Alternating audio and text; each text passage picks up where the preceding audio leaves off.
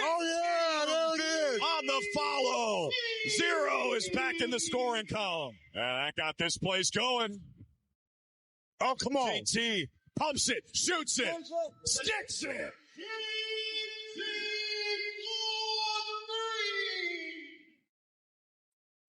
JAYSON Tatum is back, and his first bucket, of course, being a dunk after putback, dunk, and then just seconds later, Scal, he goes off, does his step back three, hits it before the half. He started off 0-6 and then absolutely flourished to 15, 12, and 7. What do you think? I was shocked. I was shocked at how good he was, how good he could move, his getting downhill, his defense. How about his rebounding? Yeah. He's up there hit by the rim. I was shocked. Shout out to all the people that work with him to get him to this point, because like this changes a lot of things right now, the way that he played today.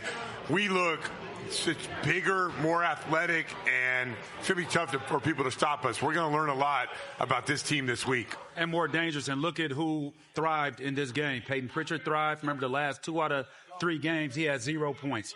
You know, when you become the focal point of a team's defense and you're the number 2 option or you're the number 1 option at night, or they say we got to take him away, you can't do that with this team right now. You're looking to try to slow down JAYSON Tatum. You're looking to slow down Jaylen Brown.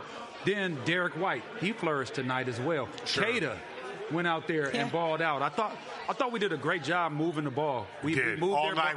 Yeah, all night. And we had 13 at half, and I think we finished with 29 assists. 47. So we had 16 assists in the second half. That ball was hopping around. And making shots is a part of that, but also thought our defense was on point as well. It picked up in the second half. Yeah. In the first half, it felt like we were just like celebrating the moment. You know, the JAYSON Tatum coming back, Cooper Flagg is here. It just felt like a really high-level exhibition game. You remember when we went to Rome and it was buzz everywhere? It felt like that. Second half, Celtics got back down to locking in and defending and being active with their hands. So I'm interested. This week, look at Dallas Mavericks got in 4 a.m. They had a back-to-back. Like, we did what we were supposed to do, but it is going to get really interesting. Cleveland, San Antonio, Oklahoma City, I can't wait. Oh, yeah, a big test, a big challenge ahead of them. And it's also interesting and great to see JAYSON Tatum just like, you know, when he went onto the court early on, he got the standing ovation, rightfully so. And you wanted to kind of see and Eddie those jitters, like how he would handle all of the moment. And I felt like that second half, he just unleashed. Well, ever since the dunk, right? Yeah. I actually think he missed the dunk, and that was going to bring down the house, right? He smiled as he was running back. We've all had those moments where we do something and we're like, oh, man, it ain't that serious, and then we lock in. So I always thought him getting downhill, missing the dunk, actually kind of got him going. And then from that point on, he looked like the same JAYSON Tatum that we had last season. Yeah, he did. And the one thing about it is, like right there, using his strength, and he was pushing off of that right leg. No question. So I'm looking at that like that thing's strong, and he's only going to get stronger. The question is how he's going to feel tomorrow. You know, because this is a different type of. When you play in the game, it's different from maybe a scrimmage or. Yeah, the only thing I would say about that is like. They didn't manage his minutes at all. No, so they must already know what he's going to do. Like they probably already tested him 20 times over to finally get to this point to know that he's going to recover. I thought he was only going to play 18 to 20. Yeah, I was going to say, were you surprised by having 27 minutes? I thought he was going to play maybe 15, 18, 20. Nothing besides the buzz. Nothing. If I didn't know, if I just dropped down from Mars and I didn't know anything, I would not know that JAYSON Tatum was coming off of 290 days off, and that was his first game back. You could just say, oh, man, he's just a little rusty, whatever. But he did not look like he missed all that time. He didn't move like it. He didn't, like, he wasn't breathing hard. He didn't do anything where you think, oh, man, he's going to take some while to get his legs under him. I just think in the first quarter, like his first couple shots, they were short. Sure. And I think that was the excitement of the building, being back. I don't even think it was jitters or anything like. I don't think he was nervous or anything like that. He loves to play the game of basketball. I think more so it was just getting his legs underneath him. Like, okay, yeah, getting back to playing this type of basketball with the vibe. Yeah. Because you're playing 5-on-5 and it's quiet. That's one thing. And it's a different speed though. No, you know, the guys ain't going at you as fast. Sure. You know what I mean? You now have to defend as fast 100% all the time. where out here you have to do that when you're playing another team. But he looked great, man. I mean, it really does. Like, we have to reevaluate what we're looking at moving forward. Like, there's so many variabilities to JAYSON Tatum coming back off 290 days off.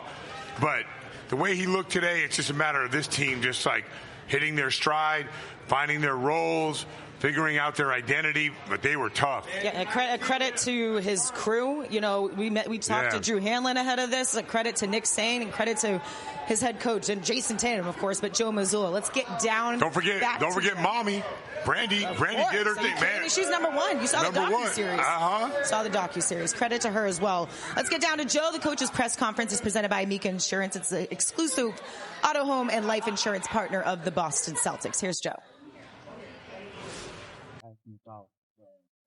Tuesday at 6 p.m. Tune in for Quick Slants. Tommy Kern's got the latest news on the Patriots during the NFL's legal tampering period. It is presented by your local New England Honda dealers. All right, Celtics get the win 120-100 here at TD Garden.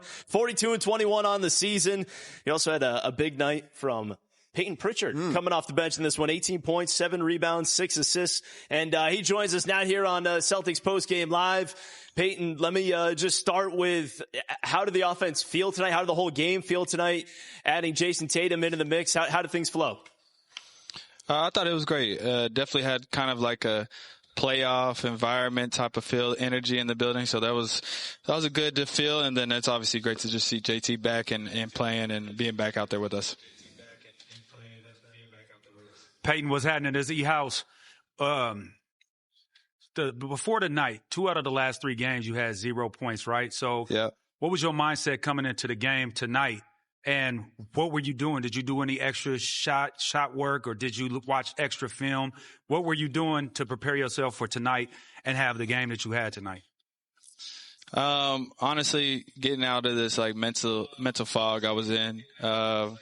Honestly, yesterday I went and actually played 1-on-1 and just found the joy again of just hooping and being aggressive. I feel like those 2 games, I just was like almost like an out-of-body experience. I was just non-aggressive, just kind of floating, and like, you know, that's probably the most disappointed I've been in myself for kind of a long time now, just like walking away from those games. But it happens. It's a learning experience, and you just got to bounce back from them.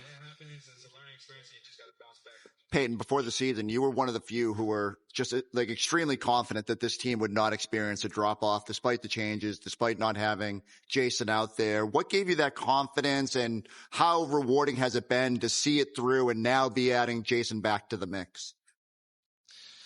Because I believe in myself. I believe in this team, this organization. I see all the work that everybody puts in. So, I mean, you know, I only see success when you work as hard as we do. So that's why I believed. And then obviously adding JT back in the mix, it just, you know, makes us even more elite. So, and we're going to put everything into it and go after this championship.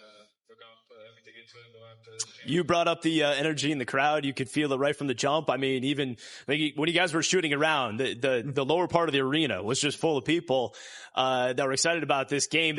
I don't know if it was as loud and as excited as we've heard in a couple of years, like since last June in 2024. But how did you feel about it tonight?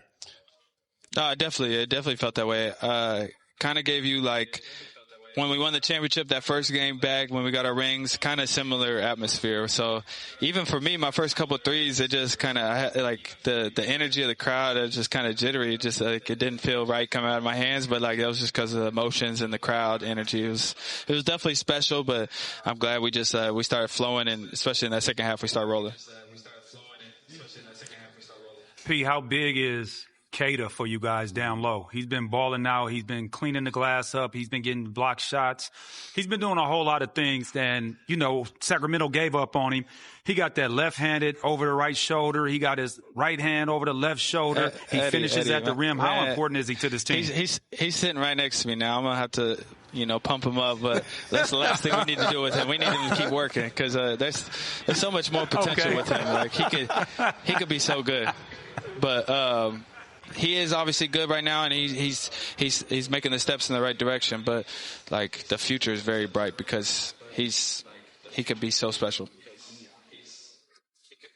Peyton, what do you want to see over this final stretch, last 18? Like, what do you need to see from the team as you turn it up for that playoff run? And if Vooch is to miss some time on that bench unit, you know, how much confidence do you have in guys like Garza and just kind of holding down that fort? Well, I have a lot of confidence. You know, we've seen Luka play before Vooch was here, and he was balling. So it's, you know, next man up mentality. And, you know, for us, it's just every day taking a step in the right direction, keep getting better and better. And, you know, as our JT comes back, our flow is just going to get better. All right, Payne Pritchard joining us here on Celtics Postgame Live. Payne, appreciate it. Congrats on the win, and good luck on Sunday in Cleveland. All right, let's get to the Stop and Shop steal of the game. It's brought to you by Stop and Shop. It is Payne Pritchard. Let me have that right there. With more than 10,000 items on sale every week, it is easy to make winning plays at Stop and Shop. Ends up with Baylor Shireman knocking down the three, but there you see Payne Pritchard coming up with a steal. And finding the open man. In transition, Jaylen Brown. Defense leads the offense. The ball movement to Baylor. That gets a thumbs up for Baylor. All right, Celtics again, 120-100, the final score in this one. We're going to talk more about Jaylen Brown and, as Chris mentioned, Nikola Vucevic, his injury as well, what impact that may have. Coming up next, we got Celtics, a post-game. Blizzards!